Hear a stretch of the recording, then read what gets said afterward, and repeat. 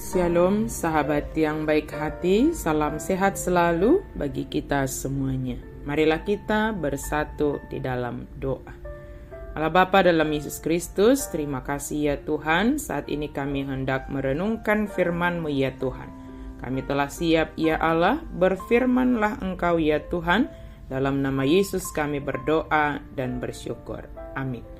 Firman Tuhan bagi kita pada hari ini tertulis dalam Lukas 11 ayat 28. Tetapi ia berkata, yang berbahagia ialah mereka yang mendengarkan firman Allah dan yang memeliharanya.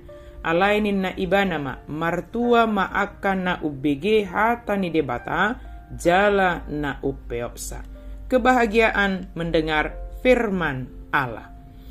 Mendengar firman Tuhan, firman Allah adalah hal yang sangat sering kita lakukan dan biasa. Dan saat ini kita sedang mendengarkan firman Tuhan. Bahkan kita menyaksikan bagaimana Allah bertindak dalam hidup kita sehari-hari hingga saat ini. Memelihara hidup kita, memberikan segala yang terbaik bagi kita sesuai dengan kebutuhan kita. Dalam pengajarannya, Yesus senantiasa mengajar dan bertindak karena belas kasihan-Nya. Saat itu Tuhan Yesus bertemu dengan orang yang sedang kerasukan setan yang membuatnya tidak bisa berbicara atau bisu. Lalu tergeraklah hati Tuhan Yesus untuk menjamah orang itu dan mengusir roh jahat tersebut. Mujizat pun terjadi. Melihat kejadian itu banyak orang menjadi takjub, tetapi ada pula yang tidak suka dan benci kepada tindakan Tuhan Yesus dengan mengatakan bahwa ia melakukan dengan kuasa Beelzebul atau penghulu setan. Akan tetapi Yesus justru memanfaatkan kesempatan itu untuk mengingatkan dan menyadarkan orang-orang tersebut akan arti kebahagiaan yang sejati, yang akan memberikan berkat pada tiap orang yang mendapatkannya.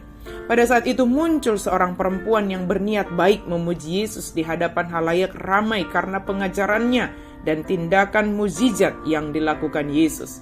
Ia tidak hanya kagum akan ajaran Yesus, tetapi juga karena hikmat yang ada padanya sangat kelihatan, sehingga mampu menjelaskan setiap ajaran dengan benar dan tegas. Ungkapan, berbahagialah ibu yang mengandung engkau ayat 27, merupakan ungkapan kebahagiaan dari seorang perempuan ketika melihat keberhasilan anaknya.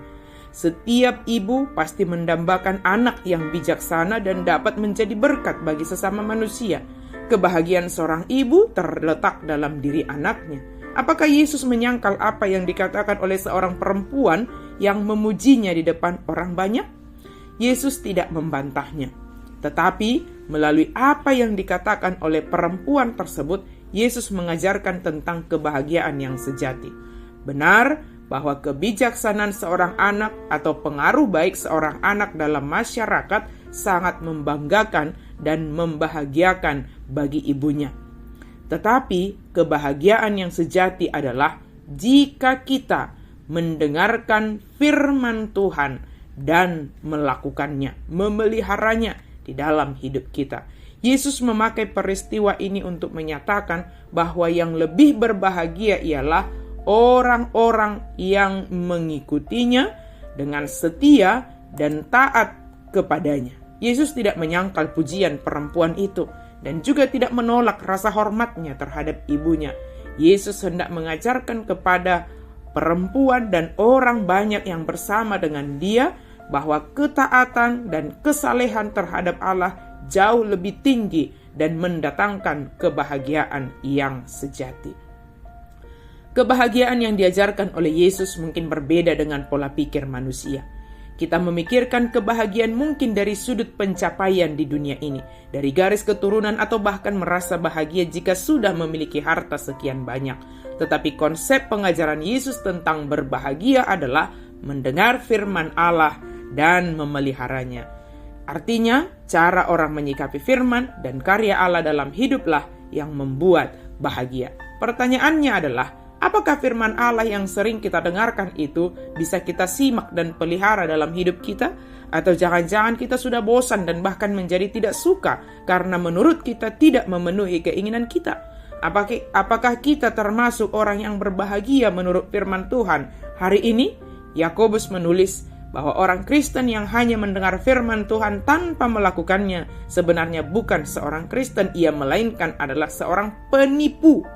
Mendengar saja tidak cukup, tetapi harus dilanjutkan dengan memelihara, dengan cara menyimpannya di dalam hati dan pikiran, serta melakukannya.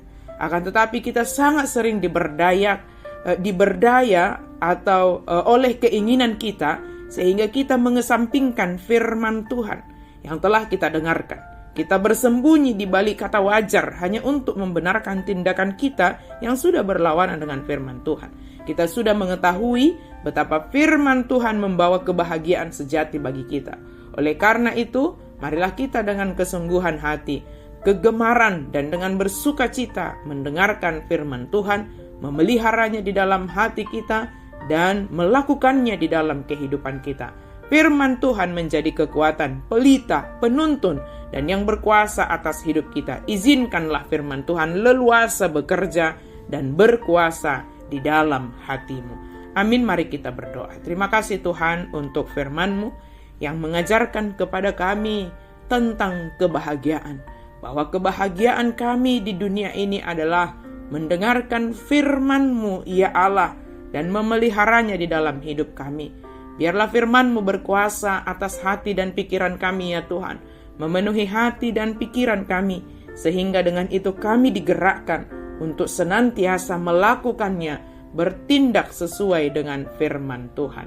Dalam nama Yesus kami berdoa dan mengucap syukur. Amin.